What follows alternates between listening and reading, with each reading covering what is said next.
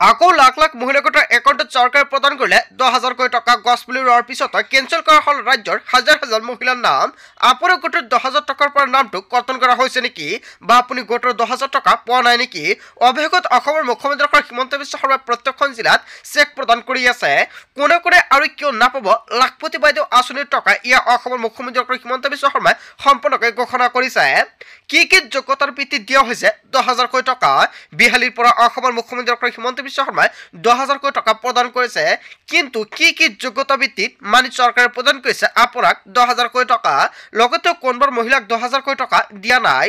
যিবোৰ মহিলা 3টা সন্তান বা তাতকৈ বেছি, তেওঁলোকক দিয়া নাই টকা।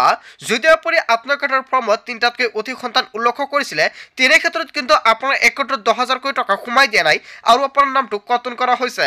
উদ্যমী কাম বেছি সন্তান থকা মহিলাই কৰিব নোৱাৰে বুলি মন্তব্য কৰিছে মুখ্যমন্ত্ৰীগৰাকী। 3টা কিস্তিত লাখপতি বাইদেউক ধন প্ৰদান কৰিছে চৰকাৰে। হয় বন্ধুবান্ধৱীসকল, 3টা কিস্তিত চৰকাৰে প্ৰদান কৰিব টকা। হাঁহে যদি কৰি পাৰিব লাগে মোবাইল নিকিনিব, আপুনি কামত লগক, তেতিয়া পৰৱৰ্তী কিস্তিত দিব 25,000 কোটি টকা।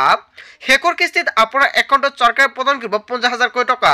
লাখপতি বাইদেউ ধন বিতৰণ কৰি অসমৰ মুখ্যমন্ত্ৰী হিমন্ত বিশ্ব শৰ্মাৰ বৃহৎ ঘোষণা। 126টা সমষ্টিৰ ভিতৰত বিহালীত চৰকাৰে এখন সমষ্টিত প্ৰদান কৰিছে 23,000 ওপৰৰ মহিলাক টকা, আৰু 23,000 ওপৰৰ মহিলাক চৰকাৰে প্ৰদান কৰিছে 10,000 কোটি টকা। বাকী মহিলাসকলক কেতিয়া টকাটো প্ৰদান কৰিব, অথবা বাকী 125টা সমষ্টিত কেতিয়া 10,000 কোটি টকা প্ৰদান কৰিব, ইয়াক লৈ অসমৰ মুখ্যমন্ত্ৰী হিমন্ত বিশ্ব শৰ্মাই এখন মন্তব্য কৰিছে যে সভাপাতি চৰকাৰে প্ৰদান কৰিব 10,000 কোটি টকা, কিন্তু আপোনাৰ জিলাত কিমান তাৰিখত চৰকাৰে সভা পাতিব নিশ্চয় এতিয়ালৈকে মুখ্যমন্ত্ৰী হিমন্ত বিশ্ব শৰ্মাই আপডেটটো দিয়া নাই। যেতিয়া আপডেটটো দিব সম্পূৰ্ণকৈ জানিব পাৰিব এইটো চেনেলৰ জৰিয়তে। যিসকল ব্যক্তি এতিয়ালৈকে 10,000 টকা পোৱা নাই, অতি শীঘ্ৰে বেংক একাউণ্টৰ লগত আধাৰ কাৰ্ডৰ লগত আপোনাৰ মোবাইল নম্বৰটো লিংক কৰি ৰাখক।